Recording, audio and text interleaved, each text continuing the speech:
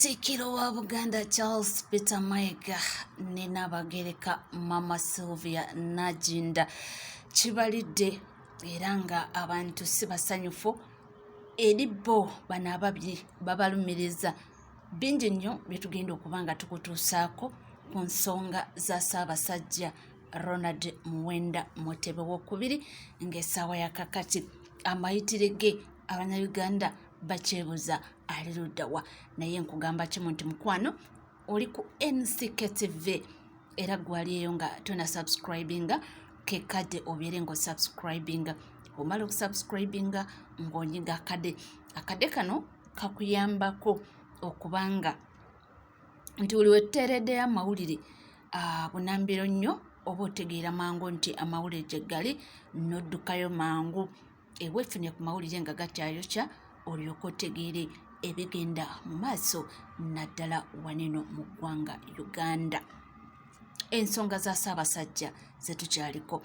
Bannayuganda beeyongedde obutali bumativu era wandigamba oba Bannayuganda oba Obuganda beeyongedde obutali bumativu ku nsonga ya Ssaabasajja. Jjukira Ssaabasajja waffe ffenna oba oli Muganda oba toli Muganda buli omu amukkirizizaamu era nga kino kireetedde Abannayuganda okuteekawo okubuusabuusa okw'amaanyi eri Katikkiro wa Buganda Charles Peter Mayiga ne Maama Nnaabagereka Sylvia Nagginda. Bingi nnyo ebyogerwa era bingi nnyo bye tuze twogerako, bingi nnyo bye tuze tubalaga okwemulugunya kw'abantu nga bwe kutambula. Biki bye byogera? Balina ensonga zaabwe okusinziira ku ebyo ebigenda mu maaso n'okusinziira ebyo bye tuwulira ebiva e Namibia biraga nti si birungi. Nze nkola emboozi eyo, nze nzibaleetera, nzize mbaleetera kwemulugunya kw'abantu. Nno akatambika kano wuliriza bulungi lwaki obusungu abantu babulina ku Katikkiro Charles Peter Mayiga ne Mama Sylvia Nagginda. Si bigambo byange bibino, wuliriza bulungi. Twagala empologoma ate tukubanja empologoma oleeta katambi. Mayiga twagala kwonooneka, tukubanja empologoma oleeta katambi, tukubanja baffe si katambi. Tetwakusabye musajja ayambadde kikanzu, ayambadde kisuuti. Twakusabye baffe mu nsi ye Uganda tutuleetera ayambadde kisuuti. Ffe tetwamutegedde oba yabadde beene oba yabadde ani, tetwategedde. Nawe tewamutegedde? Ffe twagala beene, tetwagala bifaananyi. Tetwagambyeko tuweke ekifaananyi mu ntebe okyogeze. Tetwagambyeko oteeke ekifaananyi mu ntebe okyogeze. Mayiga twakusaba beene muleete okufuna akalembereza. Bonna abatoleese beene Mayiga okukubanja beene tugenda kukwongeramu ebisoko, tugenda kuteekamuko ebirungo tulungemuko kasupu. Ffenna tuli mu kubanja kabaka naye omuzannyo gwe tulimu munene ogusobola okubanga ne kabaka mwennyini mwaguli, ogusobola okubanga Mayiga aguli wakati. Omuzannyo munene nnyo ogusobola okubanga ne His Excellency Bobi Wine Kyagulanyi Ssentamu agumanyiiko. Abataka Ssaabasajja tebajja kumulaba. Nga lwaki? Abataka tebajja kulaba kabaka. Buli lwenkola vidiyo nga mbuuza Mayiga nti Ssaabasajja kabaka aliwa, nyinza okubanga nsitula peesa mu kyesi erigenda okumalamu akagoba naye nga simanyi nti kyendiko nimukwesa kumalamu kagoba, naye nga akagoba kemugese okumalamu kayinza okuba kali wakati w'abantu basatu mu butamanya oba mu kumanya. Analysis njijja mu bigambo bye ngenda okugamba omusajja mukulu bye yaŋŋambye. Beene ayagala tusigale nga tumubanja Mayiga nti beene waffe aliwa. Tuli mu kwesa mweso gwe nagambyeku kati, tuli mu kutambuza mpiki. Beene ayagala tubanje Mayiga Ssaabasajja kabaka waffe aliwa kubanga tatudiscouraginga nti kyetukola kikyamu. Kitegeeza muli kumulamu. Era bwe namaze okukola analysis yange neŋŋamba kati okubanja Mayiga twakwongeddemu ebirungo. Tugenda kuteekamu n'ebisoko Mayiga, tugenda kubanja beene. Luno tugenda kuteekamu n'ebisoko nanti kubanga nalabye nti guyinza okubeeramu omuzannyo omunene nnyo gwe tutalowoozangako. So kabaka muwambe baamuwamba dda naye ate amuwamba si ye Mayiga. Mayiga naye ali ku pistol. Kakati ate Mayiga yanditubeerera empiki ennungi ey'okwesa tumutambuza tuti naakolayo ensobi ne tugiraba ne tugikubamu ebituli tuga bene najja nga talina mpeta bene n'atagira mu kkanzu bene n'atakola bweti bene n'atateekako gagozi bene n'atakola bwati ffe ne twesa empiki zaffe Obuganda ne bweyongera okunyiiga okusinziira ku musajja yaŋŋambye nti bene ku katambi ke yata n'ayogera bwogezi n'agamba nti nze sikyalina ddembe lyange ndi muwamba Obuganda butabanguka mu katambi ke walaba bene n'ateekamu layini ya bigambo bibiri ndi muwamba Obuganda butabanguka tebuddamu kubeera kyekimu Abaganda ku bene bataama Abaganda ku bene basukkuluma kati obusungu bwaffe ate bweyongera bweyongezi kubanga buli wajja endabika gy'alabikamu tugikubamu ebituli ate ng'ayinza n'okuba ng'endabika eyo azze ayagala tugikubemu ebituli ensobi azikola agenderedde gwe Mayiga omusajja yaŋŋambye ekintu kye sigambye nti Mayiga muwulize nnyo eri Ssaabasajja Kabaka nti Ssaabasajja Kabaka ayinza okuba tabeerangako namu Katikkiro muwulize nga Charles Peter Mayiga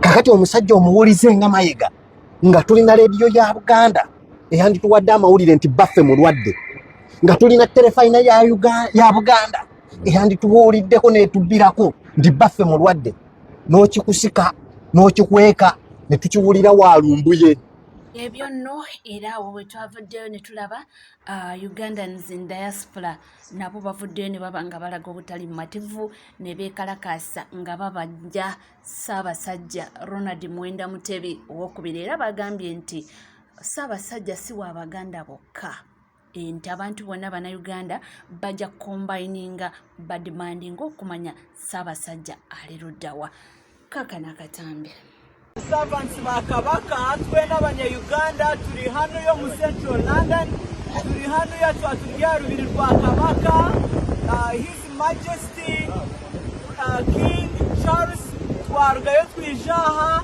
turi kubanja Mayiga waza hati ezeshaha oli Namibia olemesiza abataka kubugana Kabaka wabo Mayiga Uganda yonera kurahira turakurahira ngukora yite Kabaka Muwenda Mutebi omusheija oya okwatirire buli munyayuganda wena iwe Mayiga iwe na Kagere iwe na Nabaroga iwe na Wasajja kumurayite Kabaka murondahi muratore abana banyu baryate mwatemwa abana banyu baryalibwe binyonyi abana banyu baryalibwe mbwa za muhanda mureke Kabaka w'Abanyayuganda Mayiga ruga Namibia ekura Kabaka waitu kandi Kabaka waitu no mushisho nakundwa buryomwe tibaganda bonka tibakiga bonka tibanyankole bonka buli munyayuganda wena arakunda Ronald Muwenda Mutebi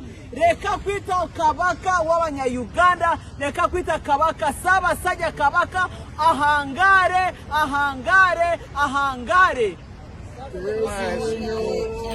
Gonde Ssaabasajja Ronald Muwenda Mutebi abantu nga wena kugambye nti munnange ndowooza owulidde abo Banyankole Bakiga nabo begasse oba bagasse ng'eddoboozi ery'okubanga babanja Ssaabasajja bakamugambye oba bakamutemye nti Ssaabasajja si wa Baganda bokka nti era kino kijja kugatta Abannayuganda bonna baveeyo babenga bademandinga okumanya Ssaabasajja wali nga tuvuddeko eyo atulaba nti abana struggle oba banankyukakyuka nabo bali mu kubanga bemulugunya ndabyeko awo akatambi nti mbu wazzeewo ate ebiwayi abamu abagamba nti akalulu ka 2026 bakazire balimu kukagendamu ate abamu ne bagamba nti akalulu kano tulina okukenyigiramu tetuwagala ate batutegeerere nti wakiri twenyigire mu kalulu kano tulonde omuntu waffe batubbe tumanye nti wakiri batubbye okusinga we tunagamba nti ate tujja kayingiramu ate tuleke omusajja ayinaayine adde awo bamulangirire nga teri amwesimbyeko andabyeko awo nga waliwo okubaganya empawa era ne wabaawo banankyukakyuka abazze n'endowooza zaabwe ne baba nga bateekawo kankulekere munankyukakyuka ali wano ng'awa endowooza ye naawe ojja kumala otubuulire ki ky'olowooza ku ekyo ky'ayogeddeko gagano. Okusika omugwa kubaluseewo mu bakomuledi baffe abali ku social media kuno ab'NUP nga sayidi emu egamba tetudda mu kalulu 2026 nga sayidi endala egamba tudde mu kalulu 2026 sayidi egamba nti tetudda mu kalulu 2026 erina ensonga zeewa egamba nti olwedde Pulezidenti Museveni yakwata abantu abasoba mu 150 nakati bakyali mu makomera 2021 yagaana okuta abantu abo ate yagaana okubateekako omusango katonda otamu kalulu n'omuntu waludde akyalina abawagizi bo be wali nabo 2021 nga bakyali mu makomera sayidi eyo era bongerako bagamba nti tuzze tumaze ebbanga nga tugenda mu kalulu tewali bukakafu buvaayo bwoleka nti akalulu kamazima na bwenkanya era bagamba tunaabeeranga mu kukaabanga buli ng'akalulu nga kawedde nti bannange akalulu kawedde baatubbye sayidi eyo egamba twesonyiwa akalulu tuve mu kalulu tuleke Pulezidenti Museveni yerangirire nga bw'ayagala ensi ekimanyi nti tetwetaba mu kalulu then oluvannyuma ajja kuba taleseewo kkubo lyonna lyankumujja mu buyinza okuleka amakubo gesisobola kwanjula wano naye nga just buli woogera naye mu kalulu sayidi eno egamba nti tetudda mu kalulu bagamba nti buli woogera naye mu kalulu oba omaze okulaga nti agenda kujja ojje mu kalulu alage nti akuwangudde akulembere ng'ali comfortable nga kyonna kyakola akikola agamba wajja n'onvuganya n'enkuwangula abantu bakyanjagala toyina kyoyinza kuzzaako kyonna kyogezaako kukola aba akulaga nti wajja n'onvuganya lwaki okola kino nga nakuwangula mu mateeka bano abagamba nti tetudda mu kalulu bagamba tetuwa musajja nsonga tumuwe ensonga zaffe 3 tumugambe nti bw'otakola bwoti ne bwoti ne bwoti bw'abaako ne kyalemereddwa okukola tetudda mu kalulu kubanga bagamba nti akakiiko k'ebyokulonda keetaaga okutunulwamu katereezebwe ekyokubiri bagamba tukanye nti abantu abagenda okukuuma akalulu ka Pulezidenti Robert Kyagulanyi Ssentamu tebakwatibwa ate ku lunaku lwennyininyini lwakulonda ekyokubiri bagamba nti bwe tuba tuzze mu kalulu nga tusazewo tugamba nti tudde mu kalulu weetaaga okubeerawo etteeka eriraga nti singa Pulezidenti Museveni awangulwa agenda atya aliko omukulembeze omujja kubanga etteeka teririiwo z'ensonga zaabwe sayidi egamba nti tugende mu kalulu bagamba nti tolina kyekwaso kyona kyogenda kwekwasa nga akalulu kawedde nga tewakeetabaamu ensonga emu bagamba tebalina manduso yonna gy'osobola kukozesa ng'akalulu kawedde tewakeetabaamu ate n'obaako ne manduso gy'okozesa okwekalakaasa okugjako Museveni ezo ensonga 2 bagamba nti bwe tugenda mu kalulu tuba tuzzeemu okuzibula abantu amaaso n'okunyiiza abantu nga baga nti ebitukolwako birina engeri gye binyiiza abantu ne biddamu n'okubajjukiza nti Museveni dayina okuva mu buyinza bagamba nti wetugenda mu kalulu ensi yonna ekiraba nti tubwangudde olwa gavumenti byekola mu kalulu